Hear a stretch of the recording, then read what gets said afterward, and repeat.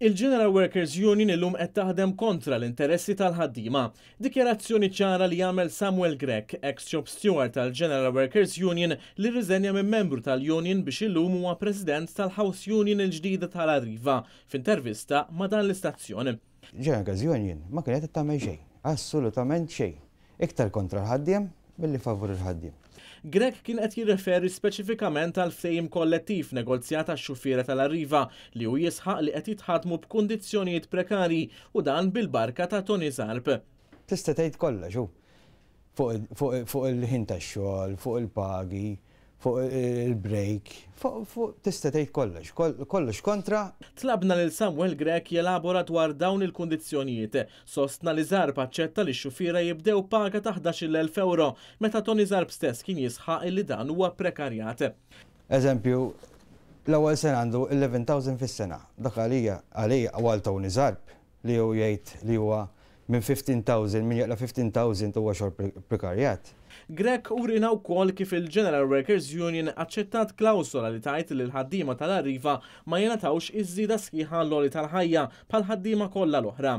Ġifieri jekk minn 3 euro. Eżempju gvern iżid kif għamel 408 sewwa huma jieħdu l-108 biss. Kieku dakinhar konna l-House Union ma konniex niċċittawha żgur. Imma General Workers Union aċċettata. L-ex-Shop Steward tal-General Workers Union insista wkoll li l-ftehim kollettiv li ntwera l-ħaddiema membri fil-General Workers Union biss ma kienx dak li daħal fis-seħħ. 3 kwarti li hemm fil-miktub ma ntqax fil-laqgħa.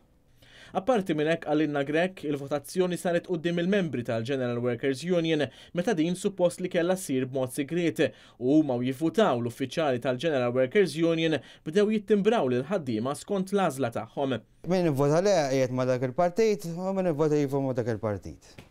Mistoqsi għalfejn telaq mill-General Workers Union u jekk kien xemmin ipprova jdawwarlu femtu, Grech wieġeb li kien telaq wara li kien ilu jwissi lil Tony Zarb biex ma jaħdimx kontra l-ħaddiema. Dejjem ikun hemm erba' minn nies li jgħidu huma jew xejn.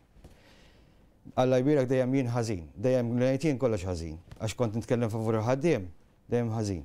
Grech jgħid li wara dan beda t-teddid fuq il-ħaddiema fuq il-post tax-xogħol tagħhom minn membri tal-General Workers Union. General Workers Union, hemm nies qiegħed fuq ix-xufiera. Hemm bniedem qiegħed fuq ix-xufiera, sewwa.